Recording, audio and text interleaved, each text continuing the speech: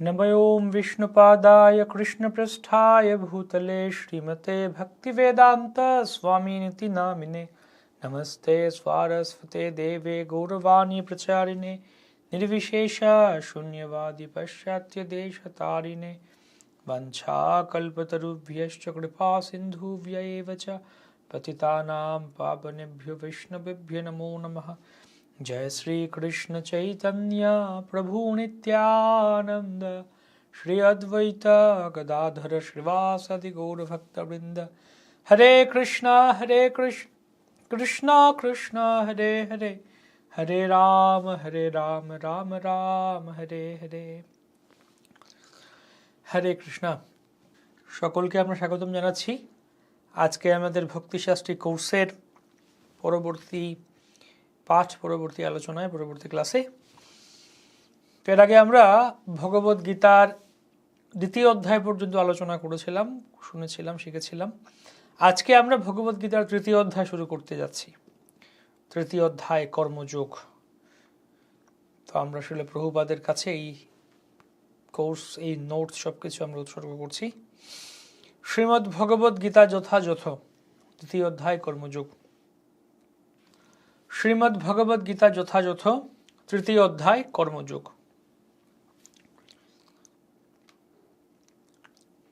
অধ্যায় কথাসার। এই অধ্যায়ে নিষ্কাম কর্ম সাধন ও তৎসাধ্য জ্ঞানের সগুণত্ব কথিত হয়েছে। এই জড়জগতের প্রত্যেকেই কোনো ধরনের কাজে নিযুক্ত থাকতে, প্রত্যেককেই কোনো না কোনো ধরনের কাজে নিযুক্ত থাকতে হয়, প্রত্যেকে কিছু না কিছু কাজ করতে হয়। কিন্তু কর্ম সকল মানুষকে এই জগতের বন্ধনে আবদ্ধ করতেও পারে, আবার তা থেকে মুক্ত করে দিতেও পারে। এই যে কর্মগুলি রয়েছে সেগুলি আমাদেরকে এই জগতে আবদ্ধও করতে পারে, আবার মুক্ত করে দিতে পারে। কিভাবে সেটা সম্ভব? কর্ম করে কেউ মুক্ত হচ্ছে, কেউ আবার বদ্ধ হচ্ছে। এটাই হচ্ছে রহস্য।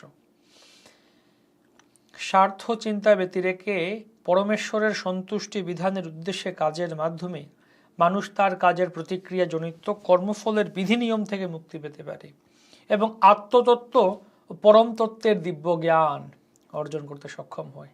আত্মতত্ত্ব ও পরম তত্ত্বের দিব্য জ্ঞান অর্জন করতে সক্ষম হচ্ছে লোকেরা এভাবে। এই অধ্যায়ের মূল শিক্ষা কি? কপটচারী কর্মসন্ন্যাসী না হয়ে একমাত্র ভগবত সেবার জন্য নিষ্কামভাবে অখিল চেষ্টার দ্বারাই দুর্বার কর্মবন্ধন থেকে মুক্ত হওয়া যায়। কামনাই সকল অনর্থের মূল। কৃষ্ণ কামের সেবার দ্বারা তা অনায়াসে বিনষ্ট হয়। কপটচারী সন্ন্যাসী না হয়ে একমাত্র ভগবত সেবার জন্য নিষ্কামভাবে অখিল চেষ্টা দ্বারাই এই কর্মবন্ধন থেকে মুক্ত হওয়া যায়। এবং কামনা বাসনা থাকলেই সমস্ত অনর্থ সেখান থেকেই উৎপত্তি হয়। এই অধ্যায়ের সম্বন্ধে শৈল প্রভুপাদ কি মন্তব্য করছেন? প্রভুপাদ প্রথম শ্লোকে, তৃতীয় অধ্যায়ের প্রথম শ্লোকে বলছেন যে পূর্ববর্তী অধ্যায়ে পরমেশ্বর ভগবান শ্রীকৃষ্ণ তার প্রিয় সখা অর্জুনকে জড়জগতের দুঃখার্ণব থেকে উদ্ধার করবার জন্য আত্মার স্বরূপ বিশদভাবে বর্ণনা করেছেন। 2 নম্বর অধ্যায়ে আত্মার স্বরূপ, আত্মতত্ত্ব জ্ঞান দেহীন যথা দেহে, আত্মাকে মারা যায় না, কাটা যায় না, পুরানো যায় না, সব কথাগুলি বলেছেন। সেই সঙ্গে আত্মার স্বরূপ উপলব্ধি করার পন্থাও বর্ণনা করেছেন। এবং সেই পথ হচ্ছে বুদ্ধিযোগ, অর্থাৎ কৃষ্ণ ভাবনা। কৃষ্ণ ভাবনামৃতের মাধ্যমে কিভাবে আত্মার স্বরূপ উপলব্ধি করা যায় বর্ণনা করলেন। কখনো এই বুদ্ধিযোগের কদর্থ করে একদল নিষ্কর্মা লোক কর্ম বিমুখতার আশ্রয় গ্রহণ করে কৃষ্ণ ভাবনার নাম করে তারা নির্জনে বসে কেবল হরিনাম জপ করেই কৃষ্ণ ভাবনাময় হয়ে ওঠার দুরাশা করে। তারা নির্জনে বসে, অর্থাৎ কৃষ্ণ ভাবনার দোহাই দিয়ে, বুদ্ধিযোগের দোহাই দিয়ে তারা কর্ম ত্যাগ করে এখান থেকে পালিয়ে যাওয়ার চেষ্টা করে। কিন্তু যথাযথভাবে ভগবত তত্ত্বজ্ঞানের শিক্ষা লাভ না করে নির্জনে বসে কৃষ্ণ নাম জপ করলে নিরীহ অজ্ঞ লোকের সস্তা বাহবা পাওয়া যেতে পারে, কিন্তু তাতে কোনো লাভ হয় না। লাভ হবে না কোনো কিছু। যদি সে লোকেরা বাহবা করে, বাবা কত ভালো নির্জনে ভোজন করছে, মৌনী বাবা। প্রভুপাদ বলেছিলেন যে কোথাও কোনো সাধুরা আছে মৌনব্রত করে, তারা মুখে কিছু বলছে না, কিন্তু তার স্লেটে লিখে বা চিঠিতে লিখে একজন আরেকজনের সঙ্গে কথাবার্তা আদান প্রদান করছে। ঘুরে ফিরে একই ব্যাপার, মুখে বলছে না কিন্তু কথা বলছে কিভাবে লিখে। তাই বাহ্যিকভাবে বাহ কত বড় বৈরাগী, কথা বলা বন্ধ করে দিয়েছে, কিন্তু লিখে। একবার আমাদের ভক্তরা গেছেন এক জায়গাতে বৃন্দাবনে, তো একজন মৌনী বাবা ডাকছেন ভক্তকে হাত দিয়ে, এদিকে এসো এদিকে এসো, হাত দিয়ে ডাকলেন, কাছে গেলেন, স্লেটে কি একটা লিখে দিলেন। উনি মৌনী বাবা ছিলেন, কথা বলেন না, স্লেটে একটা লিখছে। কি লিখলো দেখালো, এরকম করে স্লেটটা লেখা আছে, ওই দিন ছিল ইন্ডিয়া পাকিস্তানের ক্রিকেট ম্যাচ চলছিল। জিজ্ঞেস করেছেন যে ইন্ডিয়ার স্কোর কত, সচিন টেন্ডুলকার কত করেছে। হ্যাঁ, এই হচ্ছে ব্যাপার। না, মুখে কোনো কথা বলবো না, কিন্তু জড়জগতের যত বিষয় আদি সব চিন্তা করে দেবো, সবগুলো নিয়ে বিচার করে যাবো, তাহলে কি লাভ হবে। এই কথা বলেছেন। তারা লোকের সস্তা বাহবা পেতে পারে, ভগবত তত্ত্বজ্ঞানের শিক্ষা লাভ করে না, কিন্তু এই ধরনের তথাকথিত নির্জন ভোজন দ্বারা লাভ হবে না। অর্জুনের প্রথমে বুদ্ধিযোগ বা ভক্তিযোগকে কর্মজীবন থেকে অবসর নেবার নামান্তর বলে বিবেচনা করেছিলেন এবং মনে করেছিলেন নির্জন অরণ্যে কৃচ্ছ সাধন অতপশ্চর্যার জীবনযাপন করবে, সন্ন্যাসী হয়ে যাব, সব ছেড়ে দেব, বনে চলে যাব। পক্ষান্তরে তিনি কৃষ্ণ ভাবনার অজুহাত দেখিয়ে সুকৌশলে কুরুক্ষেত্রের যুদ্ধ থেকে নিরস্ত হতে চেয়েছিলেন, যে না আমি এখান থেকে পালিয়ে যাই। কিন্তু নিষ্ঠাবান শিষ্যের মতো যখন তিনি তার গুরুদেব ভগবান শ্রীকৃষ্ণকে তার কর্তব্য সম্বন্ধে জিজ্ঞাসা করলেন, তখন ভগবান শ্রীকৃষ্ণ এই তৃতীয় অধ্যায়ে তাকে কর্মযোগ বা কৃষ্ণ ভাবনাময় কর্ম সম্বন্ধে ব্যাখ্যা করে শোনান। তাই এই প্রথম শ্লোকের তাৎপর্য থেকেই পুরো তাৎপর্যটাই আমরা পড়লাম। সুন্দর কথা, প্রভুপাদ স্পষ্ট করে বর্ণনা করলেন যে বুদ্ধিযোগ বা কৃষ্ণ ভাবনা মানে কর্ম ত্যাগ করে দেয়া নয়, এই অজুহাতে যেন কেউ কর্ম ত্যাগ না করে। অধ্যায় সঙ্গতি।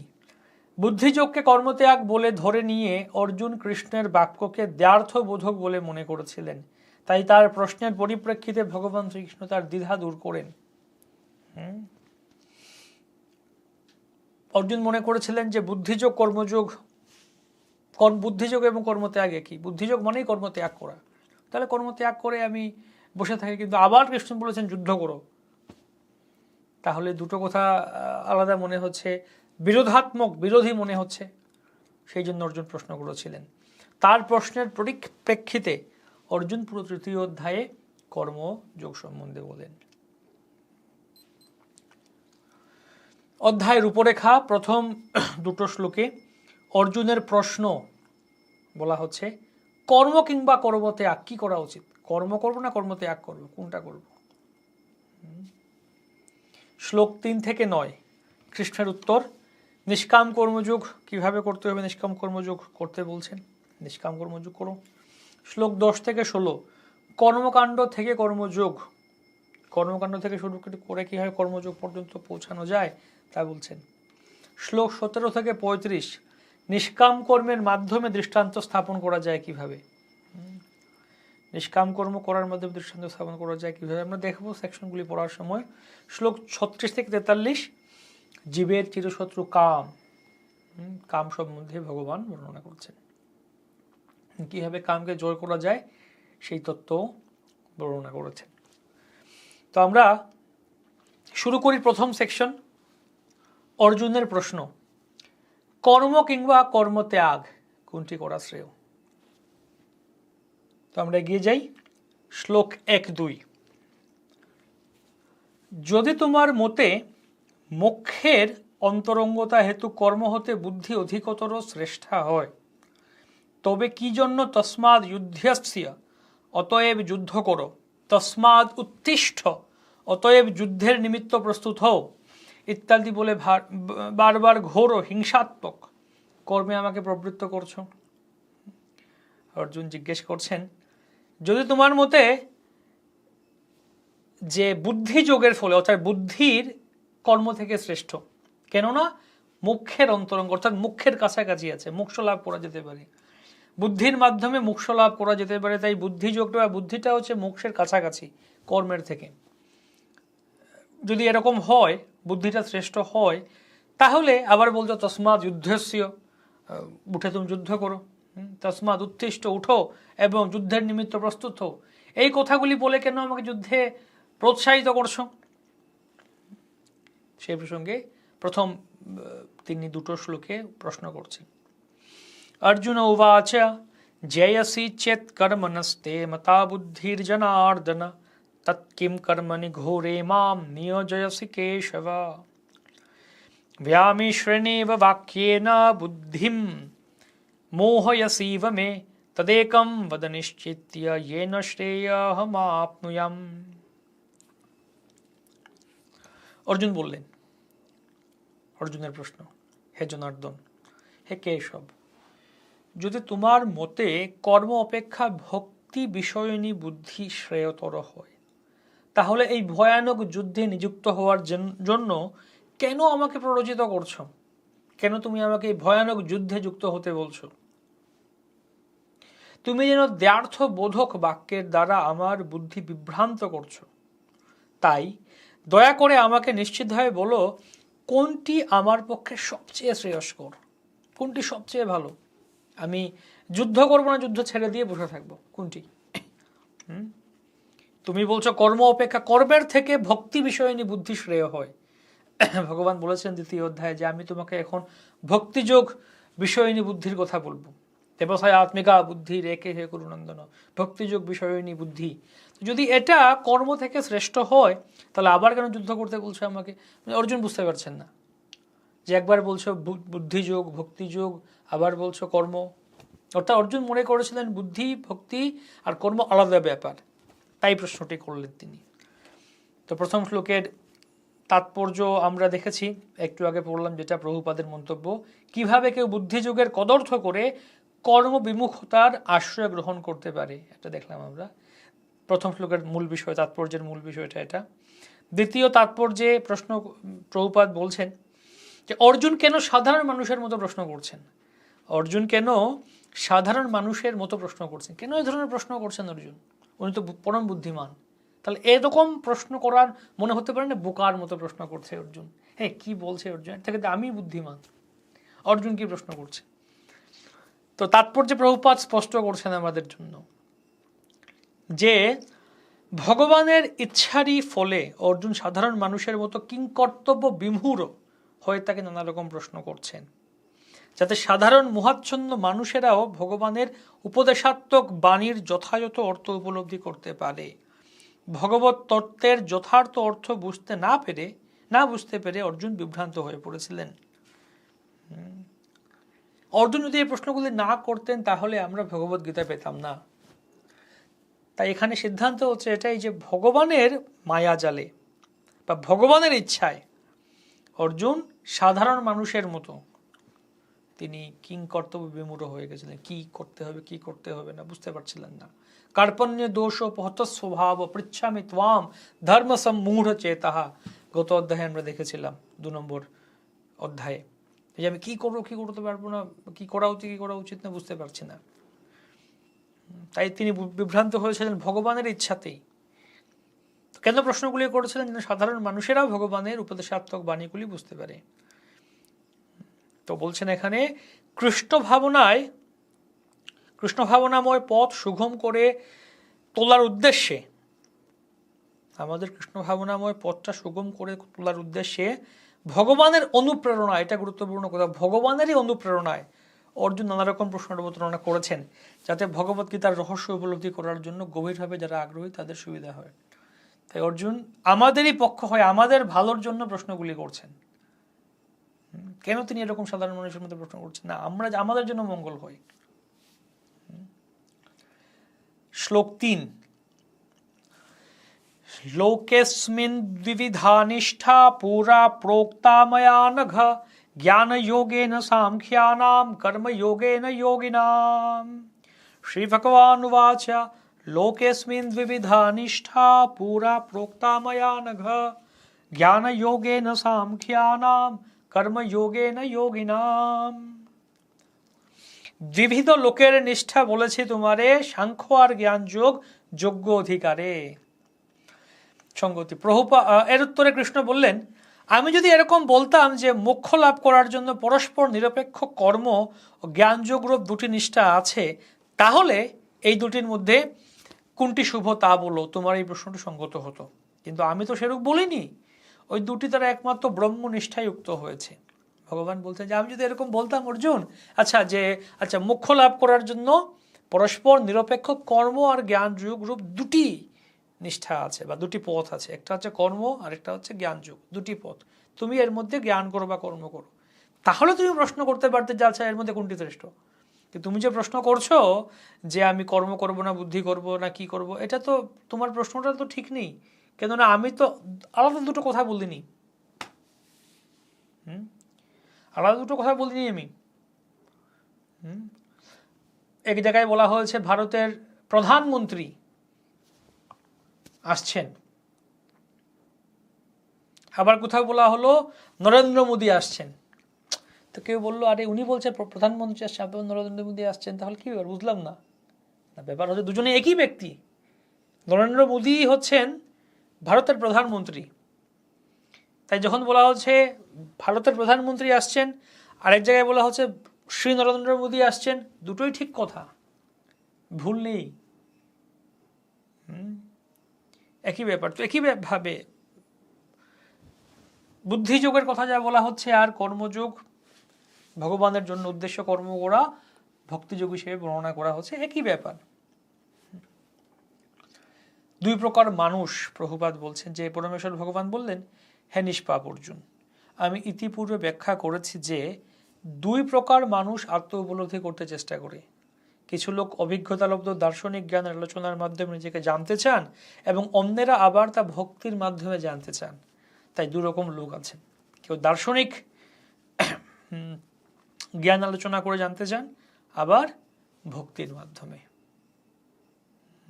দুরকম মানুষ রয়েছে। তাৎপর্য প্রভুপাদ বলছেন বোধগম্যতা বা আমাদের আন্ডারস্ট্যান্ডিং, শাস্ত্র শিক্ষার বা ভক্তিশাস্ত্রের যে 8টি লক্ষ্য বর্ণনা করা হয়েছে তার মধ্যে এটি দুটি পন্থা, তার মধ্যে যে এই বিষয়টি বলা হলো যে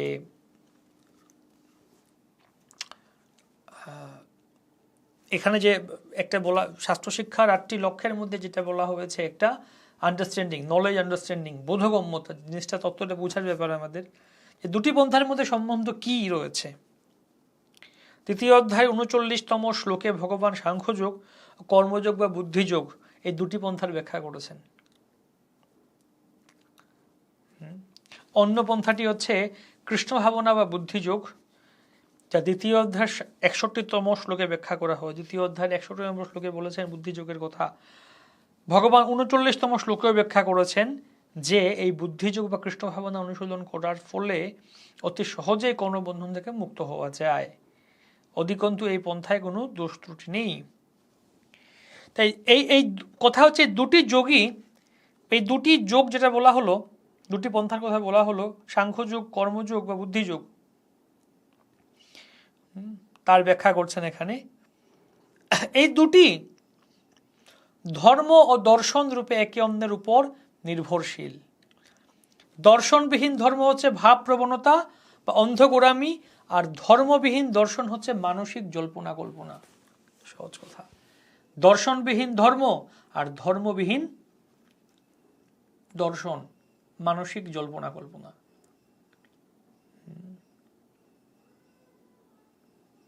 দর্শনবিহীন ধর্ম, ধর্মবিহীন দর্শন।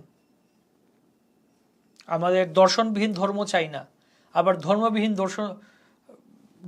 দর্শনও চাই না।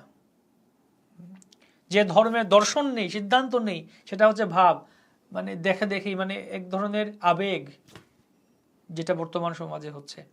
কত ধরনের ধর্মগ্রন্থ, যে এই বাবা, ওই ঠাকুর, উনি ভগবান, ইনি ঠাকুর, উনি সিদ্ধ পুরুষ, মানে কতজনের পেছনে আমরা ভাব প্রবণ হয়ে, আবেগ প্রবণ হয়ে আমরা ভুল পথে পরিচালিত হচ্ছি।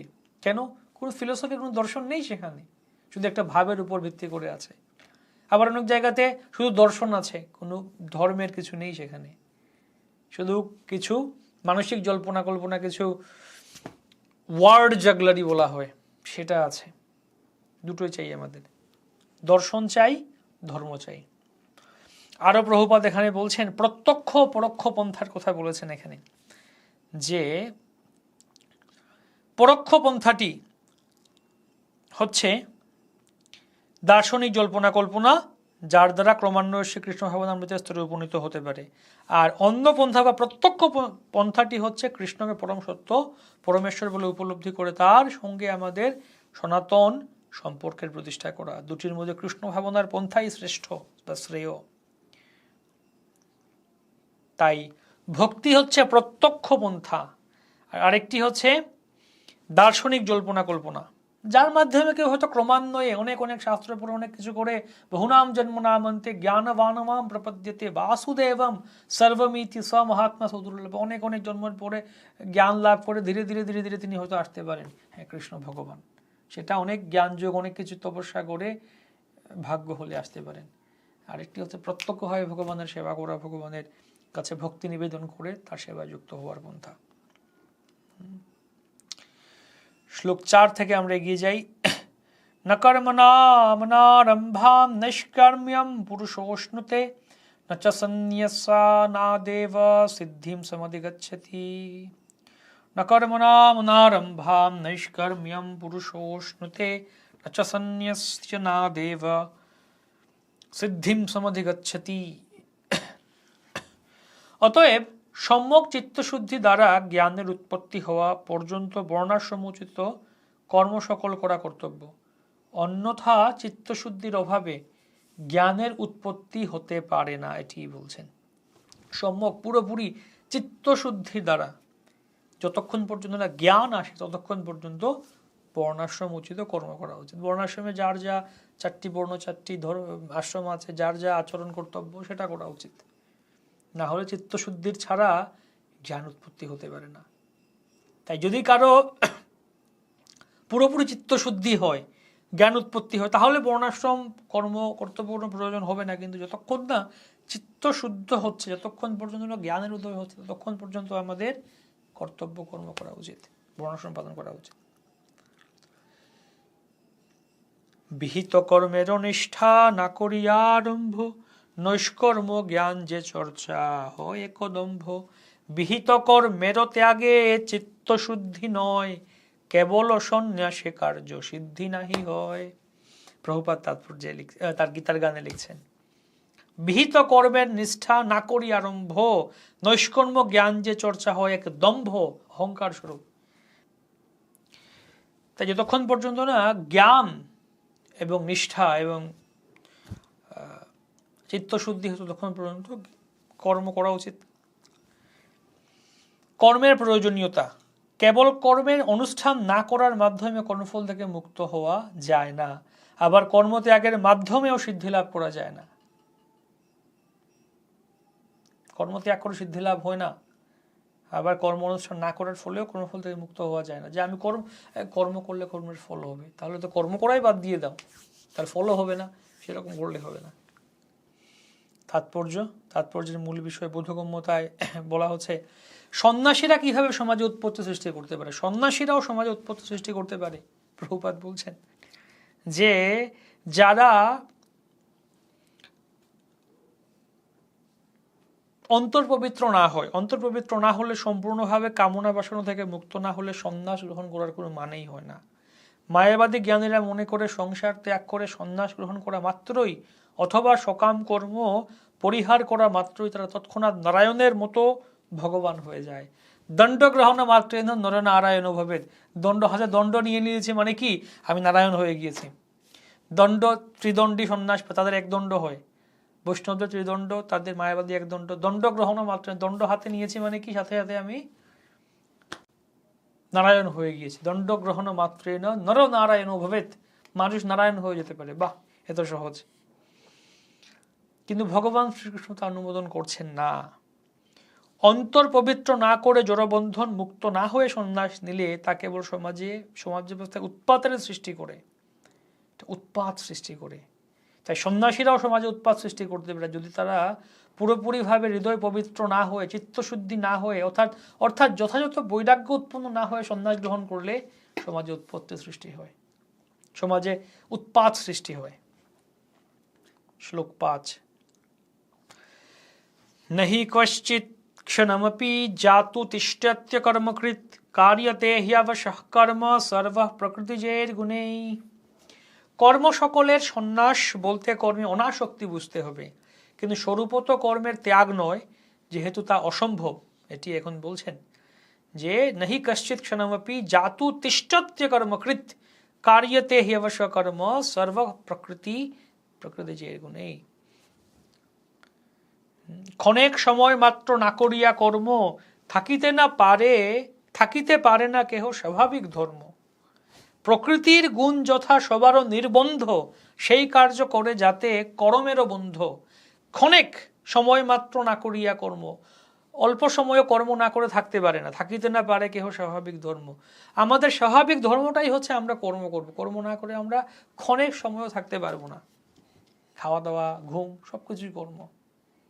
কর্মত্যাগ অসম্ভব। সকলেই মায়াজাত গুণসমূহের দ্বারা প্রভাবিত হয়ে অসহায়ভাবে কর্ম করতে বাধ্য হয়। তাই কর্ম না করে কেউই ক্ষণকালও থাকতে পারে না, থাকতে পারবে না কর্ম না করে। তাৎপর্যের মূল বিষয় কি বলা হচ্ছে? প্রচার ক্ষেত্রে প্রয়োগ। কৃষ্ণ ভাবনা সর্বত হয় মঙ্গলময়, সর্বমঙ্গল।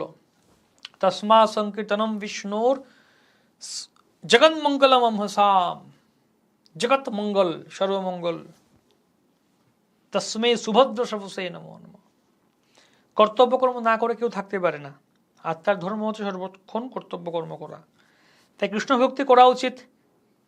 ত্যক্ত্বা স্বধর্মম চরণাম্বুজম হরের ভজন পক্কত্বপতে ততো যদি যত্র ক্বা ভদ্রমবুধমুষ্য কিম ক্বার্থ আপ্তম অভজতাম স্বধর্মতা। কি বলছেন? যদি কেউ কৃষ্ণ ভাবনা অনুশীলন করার জন্য স্বধর্ম পরিত্যাগ করেও পরবর্তীতে যদি তার পতন হয়ও, এতে কোনো দোষ নেই। কিন্তু যদি কেউ তথাকথিত স্বধর্ম পালন করার জন্য কৃষ্ণ ভক্তি না করে, তাহলে কি লাভ হলো? কি লাভ হবে তার? তাই কৃষ্ণ ভাবনামৃত স্রোত হয়ে পবিত্র, সবকিছু মঙ্গলময়। শ্লোক 6। कर्मेन्द्रियाणि संयम्य य आस्ते मनसा स्मरन् इन्द्रियार्थान् विमूढात्मा मिथ्याचारः स उच्यते।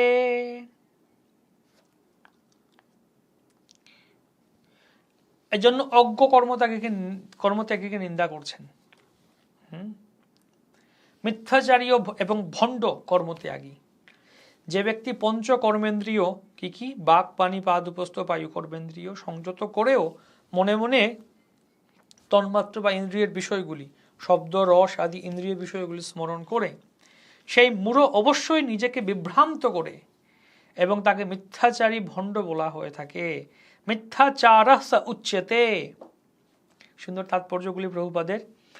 তো আমি কিছু কবিতা লেখার চেষ্টা করেছি এখানে। তো এটা একটা ব্যাপার, যখন আপনারা নিজেরা পড়বেন, ভাগবতম, ভগবত গীতা পড়বেন, তাৎপর্যগুলি, যেমন প্রভুপাদ গীতা পড়ে প্রত্যেকটা জায়গাতে গীতার গান লেখার চেষ্টা করেছেন। গীতার গান লেখার চেষ্টা করেছেন তিনি। গীতার শ্লোকগুলি, অনুবাদগুলিকে তিনি নিজের মতো করে ছন্দে মিলিয়ে গান আকারে, কবিতা আকারে দিয়েছেন। সেটা পড়লে আমরা সহজেই বুঝতে পারি, ছন্দ আকারে গাইতেও পারি। তো কীভাবে আপনারা যখন পড়বেন গীতার গান বা গীতার তাৎপর্য যখন পড়তেন, যখনই একটা প্যারাগ্রাফ পড়ছেন, একটা কথা পড়ছেন, সেটাকে যদি ছন্দ আকারে মিলিয়ে নিজের মতো সাজিয়ে নিতে পারেন, তাহলে জিনিসটা অনেক দিন আপনার মাথায় থাকবে এবং আপনার একটা নোট হয়ে যাবে। এতে অনেক ভালো হবে কি, আপনি অনেক মেডিটেশন করতে পারবেন। যদি দুটো লাইন লিখতে চান, আপনি দুটো লাইন কবিতা লিখতে চান, আপনি সেটা 2 লাইন লেখার জন্য আপনাকে কত চিন্তা করতে হবে, বিষয়টা ভালো করে বারবার পড়তে হবে, বোঝার চেষ্টা করতে হবে। ধ্যান, স্মরণম, নিধিধ্যাসনম, মননম, চিন্তনম সব হয়ে যাবে তখন। তাই এটা একটা, মাঝে মাঝে আমি যখন সময় পাই, যখন ধীরে ধীরে পড়ি, তখন আমি কবিতা লেখার চেষ্টা করি। যেটা পড়ি এটাকে কবিতার মতো সাজানোর চেষ্টা করি। এই তাৎপর্য থেকে আমি চেষ্টা করছিলাম। তা আমি এখানে দেখাচ্ছি এই কারণে যে আপনারা যাতে, যদি উৎসাহ পান এটা করতে, আপনারা নিজেরা নিজেদের মতো করে কবিতা লিখতে পারেন, সাজিয়ে লিখতে পারেন। সেটা যেরকমই হোক, ছন্দ মিলিয়ে না মিলিয়ে যেরকমই হোক, জিনিসটা নিজের মতো করে সাজিয়ে যখন লিখে রাখবেন, সারমর্মে পুরো তাৎপর্য পড়ে, পুরো কয়েকটা প্যারাগ্রাফ পড়ে আপনি কথাটাকে নিজের ভাষায় কয়েকটা লাইনে লিখে যখন রাখবেন, এটাই আপনার নোট, ব্যক্তিগত নোট হয়ে গেল। ত্যাগীর বেশে মগ্ন ভোগে লোক দেখানো সন্ন্যাসী, তোতা পাখির মুখস্থ বোল, তত্ত্ব কথায় ঠাসাঠাসি। আমি লেখার চেষ্টা করি, আমি কবি নই, কবিত্বের লেশ নেই, কিন্তু কিছু একটা চেষ্টা করলাম। তো এখানে তাৎপর্য প্রভুপাদ এই কথাগুলি বলছেন যে তোতা পাখির মতো তারা মুখস্থ বোল আওড়ায়। হ্যাঁ, তোতা পাখির মতো তারা যোগী সেজে, যে ব্যক্তি যোগী সেজে লোক ঠকায়, সে আসলে ত্যাগীর বেশ ধারণ করে ভোগের চিন্তা করে, এবং সে সমাজের সবচাইতে নিকৃষ্ট স্তরের প্রতারক। মাঝে মাঝে দু একটি কথা বলে সরলচিত্র সাধারণ মানুষদের কাছে তত্ত্বজ্ঞান জাহির করতে চায়, কিন্তু বুদ্ধি দিয়ে বিচার করলে দেখা যায় সেগুলি তোতা পাখির মতো মুখস্থ করে বলে ছাড়া আর কিছুই নয়। তো সেই কথাগুলিকে আমি নিজের মতো করে সাধারণ চেষ্টা করেছি, তোতা পাখির মুখস্থ বলার চেষ্টা করি। শ্লোক 7। यस्त्विन्द्रियाणि मनसा नियम्यारभते अर्जुन कर्मेन्द्रियैः कर्मयोगम असक्तः स विशिष्यते। কিন্তু এরকম মিথ্যাচারের বিপরীত কর্মকর্তা শ্রেষ্ঠ, অর্থাৎ উল্টো যিনি আছেন, যিনি কর্ম করেন তিনি হচ্ছেন শ্রেষ্ঠ। যিনি মনের দ্বারা ইন্দ্রিয়গুলিকে সংযত করে অনাসক্তভাবে কর্মযোগের অনুষ্ঠান করেন তিনি পূর্বোক্ত মিথ্যাচারী অপেক্ষা অনেক গুণে শ্রেষ্ঠ। শ্রেষ্ঠ কর্মযোগের কথা বলছেন। কিন্তু যদি নিজেন্দ্রীয় সংযত নিয়মে কর্মেরও আরম্ভ করে যথাযথাক্রমে বাতুল না হয় মর্কট বৈরাগ্য করি, অন্তর্নিষ্ঠা হলে হয় সহায় শ্রীহরি, সেই হয় কর্মযোগ কর্মেন্দ্রিয় দ্বারা আসক্তিরহিত কর্ম বিশেষ প্রকারা। বাতুল অর্থাৎ মর্কট বৈরাগ্য, মর্কট মানে হচ্ছে বাদর। বানর সে কাপড় পরে একদম উলঙ্গ থাকে, দিগম্বর, কোনো কাপড় চোপড়, এত বৈরাগী মানে কাপড়ও পরে না। কিন্তু বানর সব থেকে বেশি কামুক, ইন্দ্রিয় পরায়ণ, ঘন্টায় ঘন্টায় সে স্ত্রীসঙ্গ করতে চায়, স্ত্রী বানরের সঙ্গ করতে চায়, মানে এত কামুক। আবার বাইরের দিকে তার কোনো কাপড় নেই, একদম বৈরাগী। তো মর্কট বৈরাগ্য শাস্ত্রে বলা হয় এটাকে, মর্কট মানে বাদরের মতো বৈরাগ্য করার প্রয়োজন নেই। সাধুর বেশে যাচ্ছ ভেসে ভোগের প্রবাহেতে, লোক ঠকিয়ে স্বার্থগতি বিষ্ণু ভক্তি ভুলে, তোমার চেয়ে মহৎ গুণে শত সহস্রবার, ধর্মনিষ্ঠ স্বভাবশিষ্ট রাস্তার ঝাড়ুদার। তাৎপর্য প্রভুপাদের কথা থেকে এগুলো নিয়েছি আমি। সাধুর বেশ ধরে উচ্ছৃঙ্খল জীবনযাপন ও ভোগ তৃপ্তির জন্য লোক ঠকানোর চাইতে সকর্মে নিযুক্ত থেকে জীবনের প্রকৃত উদ্দেশ্য সাধন করা শত সহস্র গুণে ভালো। তো সেই কথাগুলিকে আমি লেখার চেষ্টা করলাম। সাধুর বেশে যাচ্ছ ভেসে ভোগের প্রবাহেতে, লোক ঠকিয়ে স্বার্থগতি বিষ্ণু ভক্তি বলে। যে এই যে তারপরের লাইনেও বলছেন যে স্বার্থগতি অর্থাৎ জীবনের প্রকৃত স্বার্থ হচ্ছে শ্রী বিষ্ণুর শ্রীচরণারবিন্দের আশ্রয় লাভ করা। তাই লোক ঠকিয়ে স্বার্থগতি বিষ্ণু ভক্তি ভুলে লোক ঠকাচ্ছে। তারপর শেষের দিকেও প্রভুপাদ বলেছেন, দেখুন, যে সমস্ত ভণ্ড সাধু লোক ঠকাবার জন্য ধ্যান করার ভান করে, তাদের থেকে একজন কর্তব্যনিষ্ঠ মেথরও অনেক মহৎ। তাই সাধু হয়ে আমি ভক্ত লোক দেখিয়ে লোকে দেখে ঠকানো, তাদের কাছ থেকে স্বার্থ সিদ্ধি করা বা অর্থ লাভ করার চেষ্টা করা, যে কোনোভাবে তাদের ঠকানোর চেষ্টা করা, তার থেকে রাস্তার ঝাড়ুদার একজন কর্তব্যনিষ্ঠ মেথরও অনেক মহৎ। ধর্মনিষ্ঠ স্বভাবশিষ্ট রাস্তার ঝাড়ুদার, সে অনেক ভালো এদেরকে এরকম লোক ঠকাবার চেয়ে।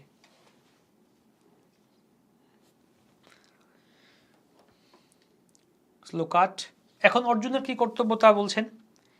নিয়তম কুরু কর্ম ত্বম কর্ম জ্যায় কর্মণঃ শরীর যাত্রা পীচতে ন প্রসিদ্ধেদ কর্মণঃ। শাস্ত্রোক্ত কর্ম করতে বলছেন। তুমি শাস্ত্রোক্ত কর্মের অনুষ্ঠান করো, কেননা কর্ম ত্যাগ থেকে কর্মের অনুষ্ঠান শ্রেয়।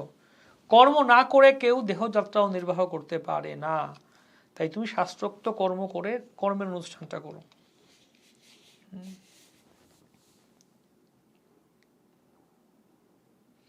নিয়মিত কর্ম ভালো সেই কর্ম অপেক্ষা, অনধিকারীর কর্মত্যাগ পরমুখ অপেক্ষা হয়ে থাকতে হবে।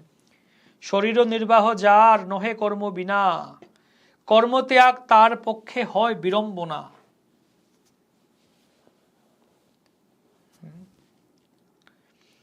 ভণ্ড সাধুর অভিনয়ে লণ্ড ভণ্ড দেশ, হেন আচার পরিত্যাগে ভগবানের নির্দেশ, বর্ণধর্ম আশ্রম ধর্ম শাস্ত্রবিহিত বৃত্তি, যত্নে পালি শুদ্ধ করো ভোগেরও প্রবৃত্তি। যত্নে পালি শুদ্ধ করো ভোগেরও প্রবৃত্তি শুদ্ধ করো। ভণ্ড সাধুর অভিনয়ে লণ্ডভণ্ড দেশ, প্রভুপাদ লিখছেন এরকম ভণ্ড সাধু হতে নিষেধ করছেন শ্রীকৃষ্ণ অর্জুনকে, এরকম ভণ্ড সাধু হতে নিষেধ করেছিলেন।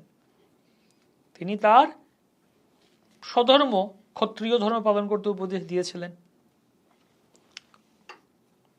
গৃহস্থ ক্ষত্রিয়ের ধর্ম তার পালন করতে বলেছিলেন। এভাবে পালন করলে কলুষময় প্রবৃত্তিগুলোকে পরিশুদ্ধ করতে হবে, তাই ভোগেরও প্রবৃত্তিকে পরিশুদ্ধ করতে বলা হচ্ছে। যাই হোক, আপনারাও চেষ্টা করবেন, আপনারা আপনাদের মতো কবিতা লিখতে পারেন, গীতার তাৎপর্য পড়ে, ভাগবতম পড়ে নিজেদের মতো করে। এখন 9 নম্বর শ্লোকে সাংখ্যবাদীরা বলেন যে সকল কর্মই বন্ধনের হেতু, অতএব কর্ম করা উচিত নয়। সকল কর্ম করলেই বন্ধন হবে, তাই কর্ম করা উচিত নয়, এটা সাংখ্যবাদীদের মতামত। তো এই মত খণ্ডন করে বলছেন এখন যজ্ঞার্থাৎ কর্মণো অন্যত্র লোকয়ম কর্ম বন্ধনঃ তদর্থম কর্ম কৌন্তেয় মুক্ত সঙ্গ সমাচর। বিষ্ণু সন্তুষ্টি কর্মের উদ্দেশ্য।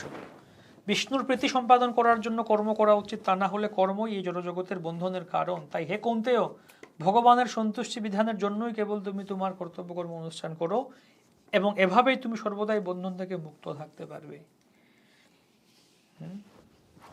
এভাবেই কর্তব্য কর্ম করো।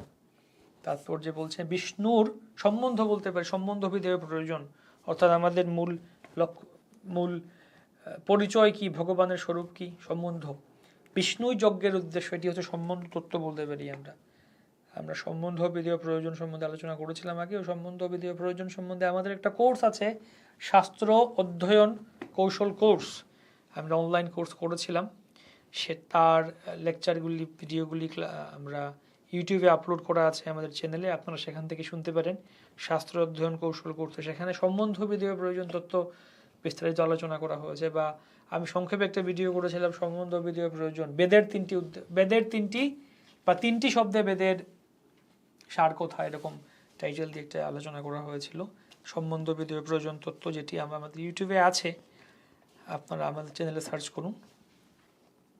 অভিধেয় ভগবত তত্ত্বজ্ঞানী শুদ্ধ ভক্তের তত্ত্বাবধানে অথবা স্বয়ং ভগবানের তত্ত্বাবধানে, যেমন ভগবান শ্রীকৃষ্ণ তত্ত্বাবধানে অর্জুন করেছিলেন, গভীর নিষ্ঠার সঙ্গে এই যোগ সাধন করতে হবে। এটি হচ্ছে অভিধেয় তত্ত্ব, অর্থাৎ ভগবানের ভক্তিটা কিভাবে করা উচিত। আর প্রয়োজন তত্ত্ব, এভাবে অনুশীলনের ফলে শুধু যে কর্মফলের বন্ধন থেকে মুক্ত থাকা যায় তাই নয়, তাছাড়া ভগবানের অপ্রাকৃত প্রেম ভক্তির স্তরে ক্রমশ উন্নীত হওয়া যায়, যার ফলে তার সচ্চিদানন্দময় পরম ধামে উপনীত হওয়া সম্ভব হয়। সম্বন্ধ বিধেয় প্রয়োজন তত্ত্ব, এই হচ্ছে মূল কথা। সম্বন্ধ মানে আমাদের ভগবানের সাথে আমাদের সম্বন্ধটা কি, অভিধেয় মানে আমাদের কর্তব্য কি, গভীর নিষ্ঠার সাথে যোগ সাধন করা ভগবানের বা তার তত্ত্বাবধানে, তার ভক্তের তত্ত্বাবধানে থেকে প্রয়োজন কি, প্রেম ভক্তির স্তরে উন্নতি হওয়া। এই তাৎপর্য বিষয়গুলো আমরা দেখতে পাই। তো ঠিক আছে, আজকে আমরা এই পর্যন্ত দেখছি 3য় অধ্যায় শ্লোক 9 পর্যন্ত। পরবর্তী ক্লাসে আমরা শ্লোক 10 থেকে শুরু করব। তো সেই পর্যন্ত ভালো থাকুন, সুস্থ থাকুন, ভোজন কৌশলে থাকুন। हरे कृष्ण। जय श्रील प्रभुपाद की जय। श्रीमद् भगवद गीता यथायथ की जय। गौर प्रेमानंदे हरि बोल।